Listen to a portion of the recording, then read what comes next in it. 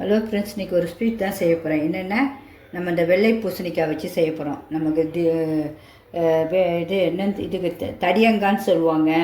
அப்புறம் நம்ம பூசணிக்காய் நிறையா பார்த்துருப்போம். ரொம்ப நல்லது உடம்புக்கு. அதை பற்றி நம்ம அழகாக கூட்டு, குழம்பு, அப்புறம் பச்சடியெலாம் கூட பண்ணுவாங்க. இது அல்வாவும் செய்வாங்க. ரொம்ப சூப்பராக இருக்கும். நான் ஒரு கல்யாண வீட்டில் சாப்பிட்டேன், செம்ம டேஸ்ட்டு. 2 வாட்டி வாங்கி சாப்பிட்டேன். 3 வாட்டி சாப்பிடும்போது நமக்கே ஒரு ஷையாக இருந்துச்சு. சரி, அப்புறம் இதை நம்மளே கற்றுக்கிட்டு நம்மளே செஞ்சால் எவ்வளோ நேரம் சாப்பிட்லாம்ட்டு செய்ய ஆரம்பிச்சிட்டேன் கற்றுக்கிட்டு.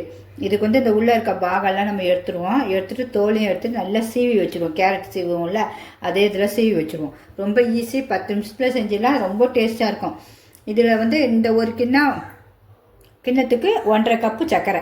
இதில் 1க்கு 1 சர்க்கரை. உங்களுக்கு இது எவ்வளோ நம்ம திருவி பார்த்துட்டு அப்புறம் சர்க்கரையை எடுக்கலாம். நான் சும்மா சர்க்கரை 1 கப்பு எடுத்து வச்சுருக்கேன். உங்களுக்கு என்னென்ன நட்ஸ் வேணுமோ எல்லா நட்ஸும் எடுத்து வச்சுக்கோங்க. பிஸ்தா, பாதாம், வால்நட்டு, பூசணி விதை, எதுனாலும் சரி, திராட்சை எல்லாமே நான் எடுத்து வச்சுருக்கேன். முந்திரி எல்லாத்தையும் நெய்யில் வறுத்து எடுத்துக்கணும், கொஞ்சம் ஊற்றி. அப்புறம் ஏலக்காய் தூளும் சுக்கும் அரைச்சி வச்சுருக்கேன், அது கொஞ்சம் போடணும். இவ்வளோண்டு தான் மிஞ்சி போனால் நெய் தேவைப்படும். இருப்பாங்க, அந்த நெய் இவ்வளோ தான் தேவைப்படும். அதுவும் எடுத்து வச்சுருக்கேன். இனிமேல் இதை செஞ்சிட வேண்டியது. திருவி செஞ்சுட்டா செம்ம டேஸ்ட்டாக இருக்கும். இது ஒவ்வொரு ஊரில் தடியங்கன்னு சொல்லுவாங்க. அது எதுக்காக அந்த பேருன்னு தெரில. நம்ம ஊர்லலாம் பூசணிக்காய் தான் சொல்லுவாங்க, வெள்ளை பூசணிக்கான்னு சொல்லுவாங்க. அதனால் அதை செஞ்சு பார்க்கலாம். ரொம்ப சூப்பராக இருக்கும். அது எனக்கு ரொம்ப பிடிச்ச ஸ்வீட். அதனால் செஞ்சு காட்டிடலாம் உங்களுக்குன்ட்டு தான் செய்ய போகிறேன். உங்களுக்கு என்னுடைய சமையல் பிடிச்சிருந்தா கண்டிப்பாக லைக் பண்ணுங்கள். என்னுடைய சமையல் எல்லாமே நல்லாயிருக்கும். அது பாருங்கள், இப்படி மேலே இருக்கிறதையும் நம்ம எடுத்துருவோம். இதை எடுத்து தூக்கி போட்ட வேண்டியதான். ஃபுல்லாக அழகாக நம்ம தோல் சீவி எடுத்தாச்சு.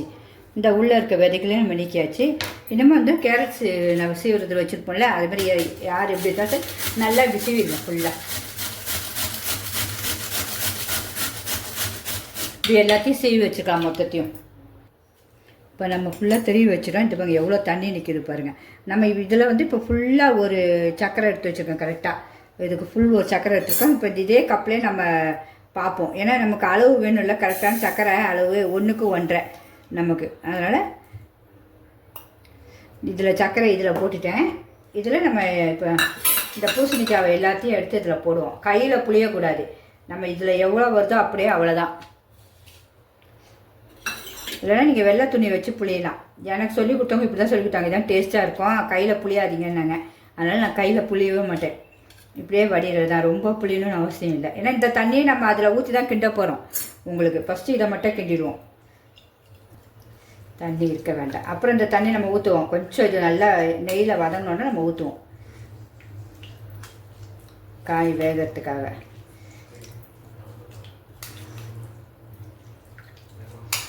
அவ்வளோதான். இந்த மாதிரி எல்லாத்தையும் புழிஞ்சு எடுத்துருங்க. நீங்கள் வெள்ளை துணி வச்சு புழிஞ்சாலும் ஓகே தான். ஆனால் கையில் புழிஞ்சால் ஏதோ கசப்பு தன்மை வரும்ன்றாங்க. அது தெரியல என்னென்னு. நான் எனக்கு சரி சொன்ன மாதிரியே செஞ்சுருவோம் தான் இப்படி செய்கிறேன். அவ்வளோதான். இது இவ்வளோ அளவு இருந்தால் போதும். நம்ம இப்போ இதை அளக்கணும்ல, நமக்கு இது எவ்வளோ இருக்குன்னு அதையும் பார்த்துருவோம். இதோடைய தண்ணியெல்லாம் தூக்கி இதில் ஊற்றியாச்சு. இது ஒரு 1/4 கிலோ இருக்கும் எனக்கு அந்த வெள்ளை பூசணிக்காய். அவ்வளோதான்.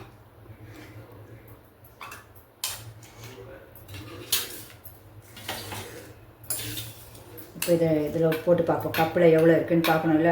அளந்து கரெக்டாக இருக்கணும் நமக்கு. இப்போ இது ஃபுல்லாக 1 இருக்குது உங்களுக்கு. அப்போ நம்ம 1.5 கப்பு, நம்ம 1 கப்பு சர்க்கரை எடுத்து வச்சுருக்கோம். இன்னும் 1/2 கப்பு எடுத்து அதில் போட்டுருவோம். கரெக்டான அளவு.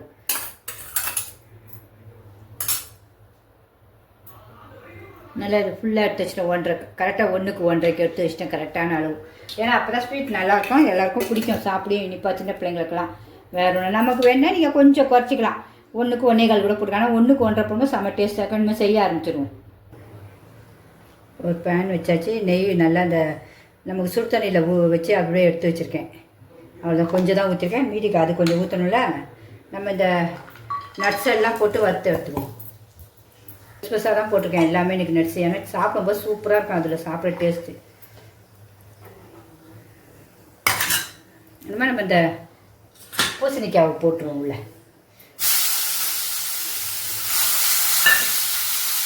தோலை தான் வச்சுருக்கேன். நல்லா கிண்டி விடுவோம். கொஞ்ச நேரம் வேகணும். ஒரு 5 நிமிஷம் எடுத்துக்கோங்க.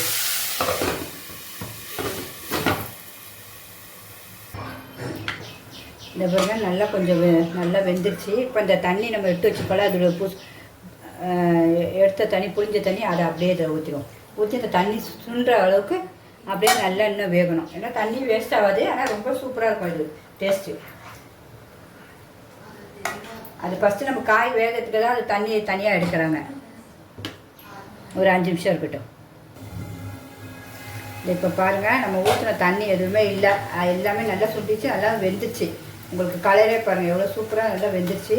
இதுக்கு எப்போவுமே நம்ம வந்து உங்களுக்கு குங்குமப்பூவை கொஞ்சம் போட்டு வைங்க, போட்டு அதில் போடுங்க. இந்த டைம் அது போடணும். நான் அது பிறகு சும்மா ஒரு சிட்டிக்கு உங்களுக்கு காட்டுறதுக்காக இன்றைக்கி மஞ்சத்தூள் போடுறேன். வேறு அது கலர் வந்து அந்த எல்லோவாக மாறும் உங்களுக்கு நம்ம குங்குமப்பூ போடும்போது. மெயின் அது கண்டிப்பாக நீங்கள் வாங்கி வச்சு செய்யுங்க. ஏன்னா திடீர்னு இன்றைக்கி செஞ்சனால தான் வாங்கலை உங்களுக்கு. அப்புறம் இப்போ இந்த டைம் நம்ம எடுத்து வச்சுருக்க சுகரை போட்டுடணும். 1க்கு 1.5. பார்க்க உங்களுக்கு சக்கரை நிறையா இருக்க மாதிரி இருக்கும். அப்படியே கிண்டிட்டு ஒன்றுனா போடுங்க. அது நல்லா சொல்லிடும். டேஸ்ட்டும் சூப்பராக இருக்கும் உங்களுக்கு. இது கொஞ்சம் அப்படியே வதங்கட்டும். அதெல்லாம் போட்டு அப்படியே கிண்டி விடுவோம். கொஞ்ச நேரம் நல்லா சுண்டி வரணும். சக்கரை பாகுலேயே அது இன்னும் நல்லா வெந்து அழகாக அப்படியே வரும்போது கொஞ்சம் நல்லா ஒரு மாதிரி நல்லா டேஸ்ட் ஒரு மாதிரி வரும். ஒரு மாதிரி எப்படி சொல்கிறது, அதுனா உங்களுக்கு சாப்பிடும்போது ஒரு சுவை தனியாக தெரியும், அந்த பூசணிக்காவுடைய சுவை. அப்படியே இருக்கட்டும். ஒரு 5 நிமிஷம், மிஞ்சி போனால் 20 நிமிஷம் தான் இதுக்கு வேலை. உங்களுக்கு சுவை சூப்பராக இருக்கும். மிஸ் பண்ணவே பண்ணாதீங்க இதை இதை. உங்களுக்கு பிடிச்சதா கண்டிப்பாக லைக் பண்ணிட்டு என் வீடியோ அப்படியே பார்த்துட்டே வாங்க. இப்போ ஒரு 5 நிமிஷம் ஆயிருக்கு. நம்ம திறந்து பார்ப்போம். இந்த பாருங்க எப்படி எவ்வளோ அழகாக வந்துருச்சு பாருங்கள். இப்போயே கொஞ்ச நேரம்.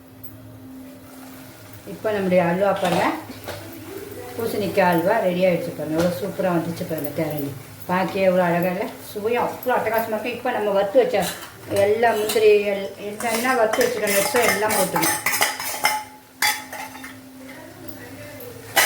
கிண்டிட்டு ஒரு பிளேட்டில் வச்சு டேஸ்ட் பார்த்து சாப்பிட வேண்டியதான். இந்த சுவை அப்படி இருக்குங்க. கல்யாண வீட்டில் எல்லார் வீட்லையுமே இந்த பெரும்பாலும் இப்போலாம் வைக்கிறாங்க. ரொம்ப டேஸ்ட்டாக இருக்காது. நமக்கு இவ்வளோண்டு தான் வைப்பாங்க ஃபஸ்ட்டு. இப்போ நமக்கு வேணும்னா நம்ம கேட்டு வாங்கி சாப்பிடணும். இவ்வளோ தான் இருக்கும் வைக்கிறது இலையில். இவ்வளோ தான் இருக்கும் உங்களுக்கு. நமக்கு அதை சாப்பிட்டே இன்னும் சாப்பிட்னா தான் நமக்கு இருக்கும்.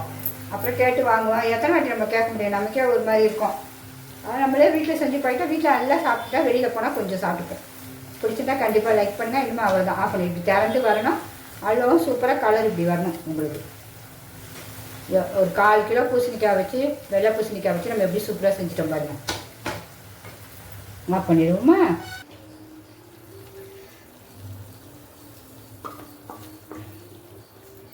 இப்படி அழகாக ஒட்டாமல் வரணும். அவ்வளோ அழகாக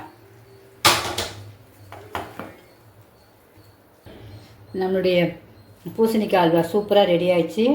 அப்புறம் நீங்கள் இதை பேர் தடியாங்கன்னு சொல்லுவாங்க பாதி பேர். அது எதுனால வச்சுன்னா காசி அல்வா தான் மெயின். இது பேரே காசி அல்வா தான். உங்களுக்கு கல்யாண வீட்டுலாம் போனால் காசி அல்வா தான் சொல்லுவாங்க. இந்த அல்வாவே நம்ம டேஸ்ட் பார்க்கணும். அது பாருங்கள் சுடுதுன்ட்டு எடுத்து வச்சுருக்கேன் பாருங்கள். பார்க்கும்போது எவ்வளோ சூப்பராக இருக்குது பாருங்கள். கையில் ஒட்டாது. நம்ம ஏன்னா அந்த நெய், அந்த அவ்வளோண்டு நெய் தான், ஒரு 5 ஸ்பூன் 6 ஸ்பூன் நெய் தான். அது அப்படியே நல்லா வெந்தோன்னே அழகாக திரண்டு வந்துடும் அந்த காசி அல்வாவில். இப்போ சுவையும் பார்த்துருவோமா? இப்போ செம்ம டேஸ்ட்டுங்க. வாயில் வச்சுட்டு திருப்பி கை எடுக்கவே வரல. திருப்பி திருப்பி சாப்பிடணும் தான் இருக்குது. நமக்கு அவ்வளோ டேஸ்ட்டு. இங்கே பாருங்கள் சூடாக இருக்குது. எல்லாருமே கண்டிப்பாக அது மாதிரி செஞ்சு சாப்பிடுங்க. ரசித்து செஞ்சு சாப்பிடுங்க ஃப்ரெண்ட்ஸ். வீட்லேயும் 10 நிமிஷத்தில் வேலை முடிஞ்சிடும் உங்களுக்கு. ரொம்ப டேஸ்டியானது வேறு. மிஸ் பண்ணவே பண்ணாதீங்க காசி அல்வாவை. ஓகே ஃப்ரெண்ட்ஸ், பாய்.